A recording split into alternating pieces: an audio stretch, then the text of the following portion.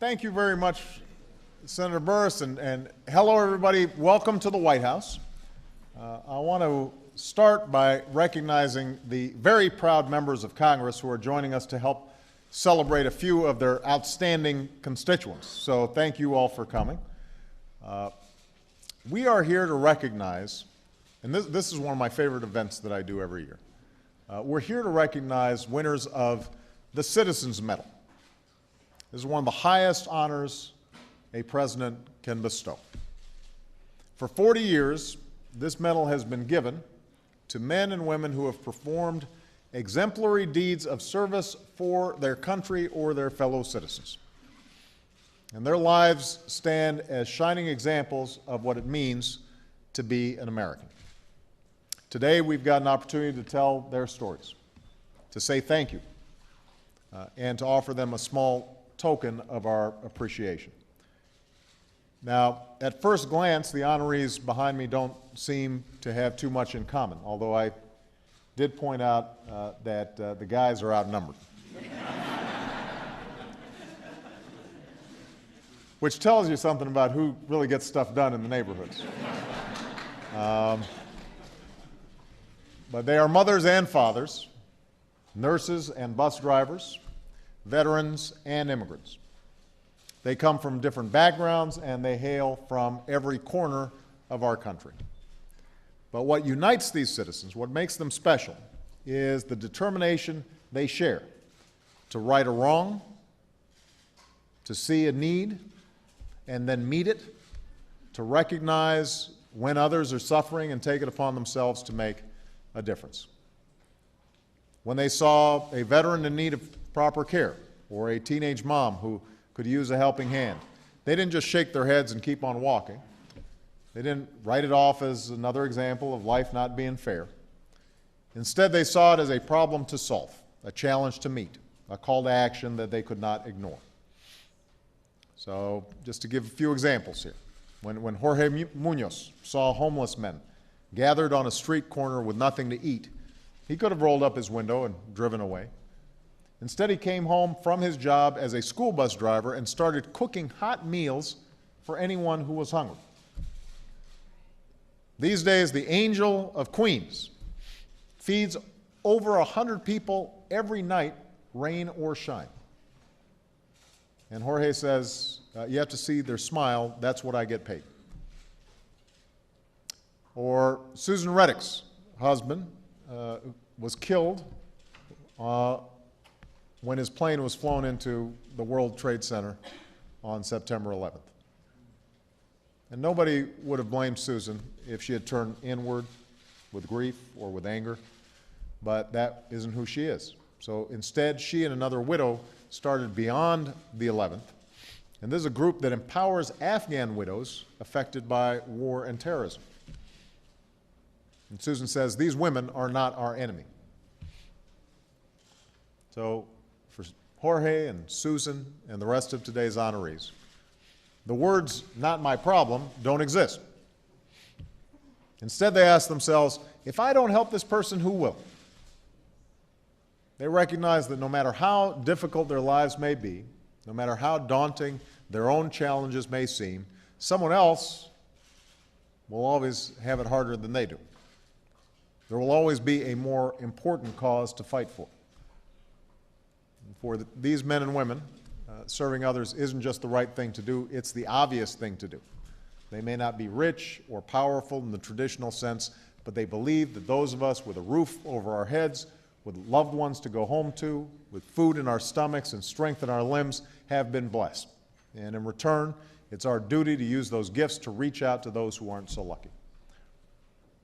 And this humility and this selflessness has always been a part of the American story.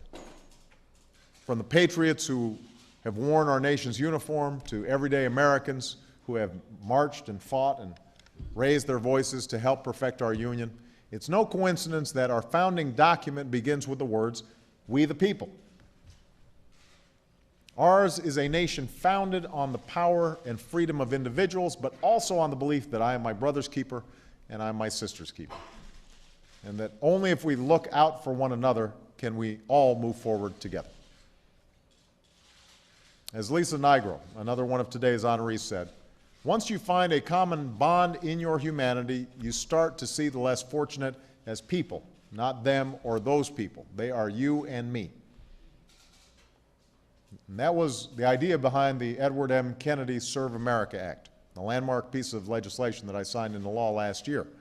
And together with the work of the Corporation of National and Community Service, as well as the Office of Social Innovation, it's giving more Americans the opportunity to serve others and help address our greatest challenges. And I want to thank Patrick Corvington and Melody Barnes for their leadership.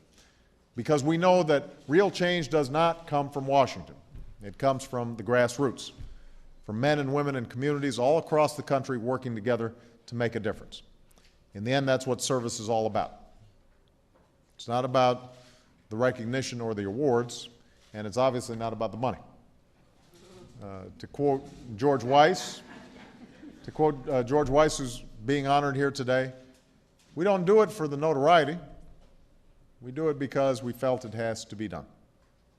And that's why it is my hope that if this award serves a purpose, it will be to inspire more Americans to open their hearts, to strengthen their communities, and to follow the example of these amazing men and women who are here today.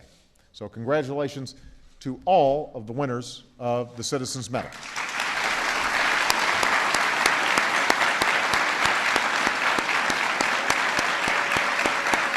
So,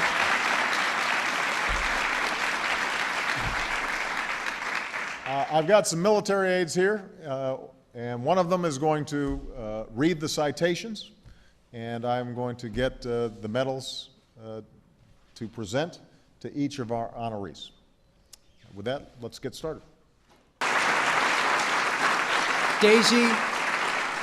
Daisy M. Brooks.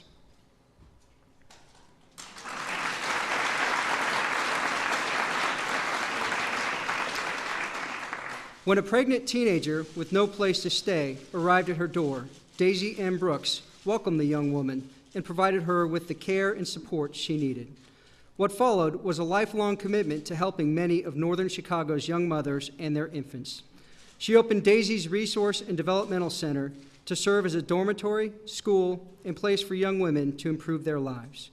For offering priceless guidance and support to young women in need, the United States honors Daisy M. Brooks.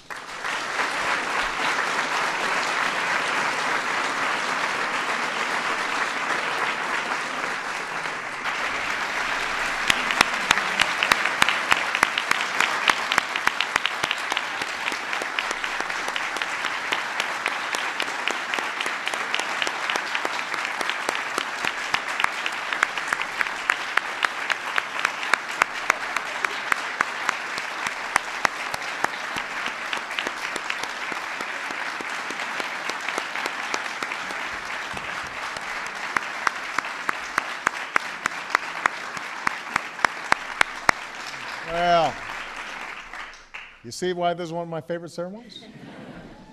I want to thank all of you for joining us to honor these remarkable people. None of them asked for this award. They didn't apply for it. Instead, they were nominated by the men and women all across the country whose lives they have touched. And even though their names may not be well known, at least not until today, they are heroes to those who need it the most. And together they remind us that we all have a purpose on this earth that goes beyond our own lives and our own individual needs. And they teach us that no matter what challenges we face, we each have the power to make the world a better place. So congratulations to all of you. We are better as a country as a consequence of your extraordinary service, and you exemplify what it means to be a citizen of the United States of America. We're grateful. Thank you all for coming.